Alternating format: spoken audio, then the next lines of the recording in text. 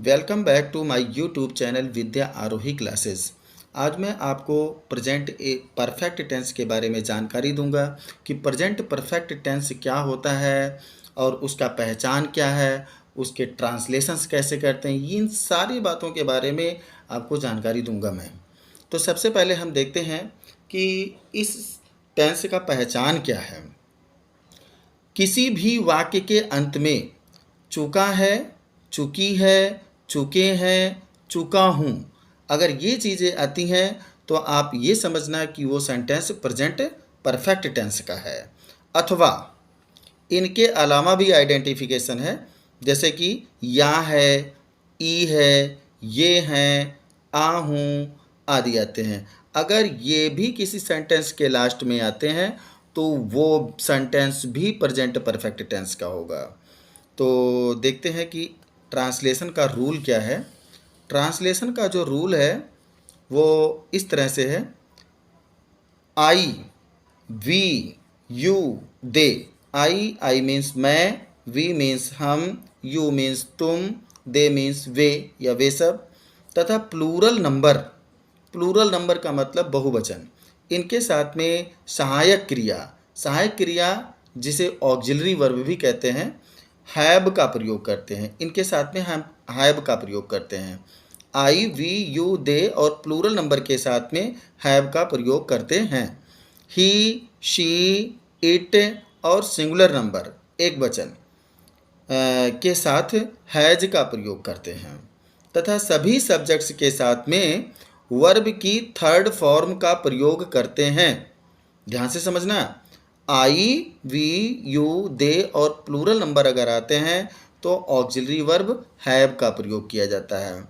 He, she, it और singular number आए तो उनके साथ में हम हैज का प्रयोग करते हैं और हमेशा वर्ब की थर्ड फॉर्म का प्रयोग करते हैं।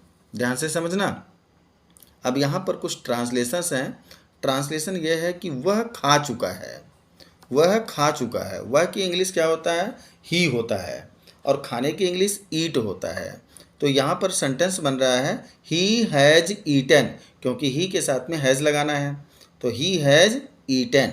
वे सब जा चुके हैं, वे सबको दे कहते हैं तो दे हो गया। दे के साथ में हम हैव का प्रयोग करते हैं। और जाने की इंग्लिश क्या होता है? गो, और गो का थर्ड फॉर्म होता है गॉन, तो दे हैव गॉन। मैं पढ़ चुका हूँ, आई हैव रीड। मैं के लिए आई यूज हुआ है और आई के साथ में हैव का प्रयोग किया जाता है। और पढ़ने की इंग्लिश क्या होता है? रीड। रीड के तीनों ही फॉर्म, चाहे फर्स्ट हो, चाहे सेकंड हो, चाहे थर्ड हो, तीनों ही फॉर्म रीड ही होता है, तो इसलिए यहाँ पर यूज़ किया गया है रीड। I have read. वह सो गया है, वह सो गया है। वह इट मीन्स ही के साथ में हैज़ का प्रयोग किया जा रहा है। He has slept. स्लेप्ट जो है वो स्लीप का थर्ड फॉर्म है। यहाँ पर जो रूल रेडी हो रहा है तो सबसे पहले हम सब्जेक्ट का यूज़ करते हैं, आफ्टर दैट हैज़ या हैव का प्रयोग करते हैं और फिर वर्ब की थर्ड फॉर्म का प्रयोग करते हैं। अगर आपका ऑब्जेक्ट गिवन है तो हम ऑब्जेक्ट इसके बाद यूज़ करते हैं, वर्ब के बाद हम ऑब्जेक्ट का यूज़ करते हैं। अब हम देखते हैं कि इस टेंस का निगेटिव सेंटेंस कैसे बनाया जाता है। तो निगेटिव सेंटेंस में सबसे पहले हम सब्जेक्ट का यूज़ करते हैं, उसके बाद हैज़ या हैव का यूज़ करेंगे और फिर नॉट का यूज़ करते हैं, फिर मेन वर्ब की थर्ड फॉर्म का यूज़ करते हैं। यहाँ कुछ ट्रांसलेशन गिवन है, ट्रांसलेशन से आप देखिए। वह पत्र नहीं लिख चुका है। वह की इंग्लिश क्या होता है? ही होता है, तो सब्जेक्ट हमने ही लगा दिया है और ही के साथ में हम हैज़ का प्रयोग कर दिए हैं। ही के साथ में हैज़ का प्रयोग होता है और हैज़ या हैव के बाद नॉट का यूज़ करते हैं, तो he has not written a letter. लिखने की इंग्लिश राइट होता है और राइट का थर्ड फॉर्म रिटन होता है। यहाँ पर he has not written a letter. A letter यहाँ पर ऑब्जेक्ट है, मैं यहाँ पर डाला नहीं हूँ, आप डाल सकते हो। वर्ब के थर्ड फॉर्म के बाद अगर ऑब्जेक्ट गिवन है तो हम ऑब्जेक्ट का यूज़ करते हैं। सीता नहीं सोई है। Sita, Sita has not slept, क्योंकि सीता सिंगुलर नंबर है, इसके साथ में हैज़ का प्रयोग हुआ है। Sita has not slept, sleep का थर्ड फॉर्म स्लेप्ट। राधा नहीं खा चुकी है, राधा हैज़ नॉट ईटन। वर्षा नहीं हुई है, इट हैज़ नॉट रेन्ड, क्योंकि वर्षा होना ये प्राकृतिक घटना है, नेचुरल इवेंट है, इसलिए यहाँ पर जो सब्जेक्ट यूज हो रहा है वो इट है। वर्षा होने में वर्षा होने वाला जो सेंटेंस है ये नेचुरल इवेंट होता है, और नेचुरल इवेंट में क्या करते हैं हम, इट का प्रयोग करते हैं। अब हम देखेंगे कि इसका इंट्रोगेटिव कैसे बनता है। इंट्रोगेटिव का मतलब होता है क्वेश्चन वाला, यानी कि प्रश्नवाचक वाक्य। इंट्रोगेटिव सेंटेंस का मतलब क्या है, प्रश्नवाचक वाक्य, प्रश्नवाचक वाक्य। सबसे पहले हम इंट्रोगेटिव वर्ड का यूज़ करेंगे, और आफ्टर दैट हैज़ या हैव का यूज़ करते हैं, फिर हम सब्जेक्ट लगाते हैं, फिर वर्ब की थर्ड फॉर्म का यूज़ करेंगे। आफ्टर दैट अगर ऑब्जेक्ट गिवन है तो हम ऑब्जेक्ट का यूज़ करेंगे। यहाँ पर एक सेंटेंस है, क्या वह रामायण पढ़ चुका है। तो सेंटेंस क्या से स्टार्ट हो रहा है, क्या से स्टार्ट होने पर हम उस टेंस के ऑक्सिलरी वर्ब से सेंटेंस को स्टार्ट करते हैं, क्या की इंग्लिश नहीं लिखते हैं। इस टेंस के जो ऑक्सिलरी वर्ब हैं वो हैज़ या हैव हैं।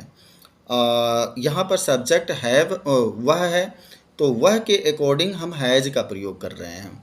जब भी हैज़ या हैव लगाया जाता है तो वो सब्जेक्ट के अकॉर्डिंग ही लगाए जाते हैं। सब्जेक्ट हमने आपको पहले बताया है, आई वी यू दे, और प्लूरल नंबर अगर आते हैं तो हम हैव का प्रयोग करते हैं।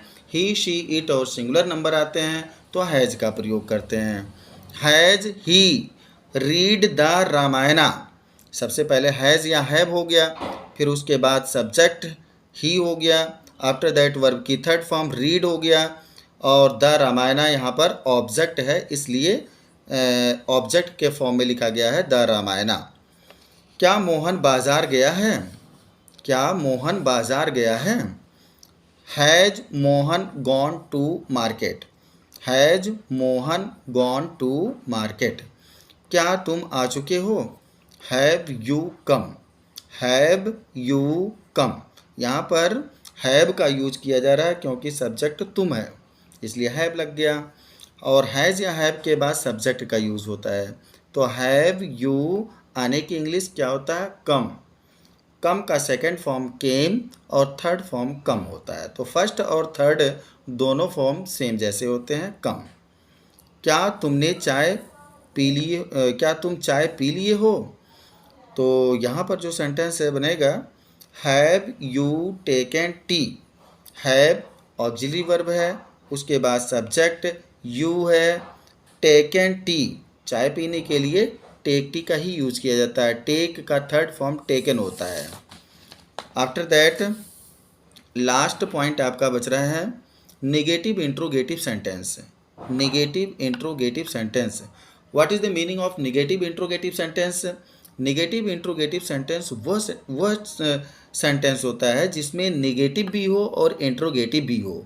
इट मीन्स नकारात्मक भी हो और प्रश्नवाचक भी हो, तो वो सेंटेंस नेगेटिव इंट्रोगेटिव होता है। इसके लिए जो रूल है, सबसे पहले हम इंट्रोगेटिव वर्ड का यूज़ करते हैं, आफ्टर दैट हैज़ या हैव का यूज़ करेंगे, और उसके बाद सब्जेक्ट का यूज़ करते हैं, फिर हम नॉट का यूज़ करते हैं, फिर वर्ब की थर्ड फॉर्म का यूज़ करते हैं। यहाँ पर एग्जाम्पल है, क्या तुमने ताजमहल नहीं देखा है, क्या तुमने ताजमहल नहीं देखा है। तो यहाँ जो सब्जेक्ट है वो तुमने है, तुमने की इंग्लिश क्या होता है, यू होता है। यू के साथ में हैव का प्रयोग किया जाता है, इसलिए हमने हैव लगाया पहले, हैव यू, उसके बाद सब्जेक्ट के बाद नॉट है, have you not seen the Taj Mahal. देखना कि इंग्लिश सी होता है और सी का थर्ड फॉर्म सीन होता है। द ताजमहल, ताजमहल के पहले हमने द इसलिए लगाया क्योंकि ताजमहल यूनिक है, ये पूरे वर्ल्ड में इकलौता है, और जो चीज़ संसार में एक ही चीज़ हो, यूनिक हो, उसके पहले हम द का यूज़ करते हैं।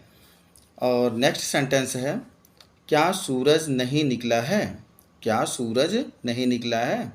Has the sun not risen. यहाँ पर सन भी इकलौता है, सन भी यूनिक है, इसलिए सन के पहले भी द यूज हो रहा है। Has the sun not risen, क्या वह खाना नहीं पका चुकी है? क्या वह खाना नहीं पका चुकी है? Has she not cooked the food. पकाने की इंग्लिश क्या होता है? कुक, और कुक का थर्ड फॉर्म क्या होता है? Cooked. Has she not cooked the food, क्या वे सब दूध नहीं पी चुके हैं? Have they not drunk milk. यहाँ पीने की इंग्लिश ड्रिंक होता है और ड्रिंक का थर्ड फॉर्म ड्रंक होता है, तो इसलिए यहाँ पर ड्रंक का यूज़ किया गया है। Have they not drunk milk, क्या तुम चाय क्यों नहीं पिए हो? यहाँ पर लास्ट में आया है क्यों, जो क्वेश्चन स्टार्ट हो रहा है वो क्यों से स्टार्ट हो रहा है।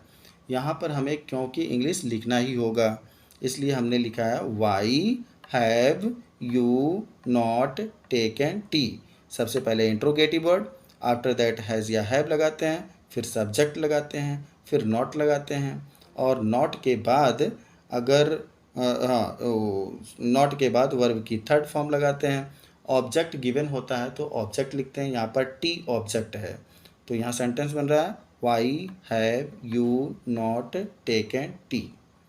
आज के लिए बस इतना ही, धन्यवाद।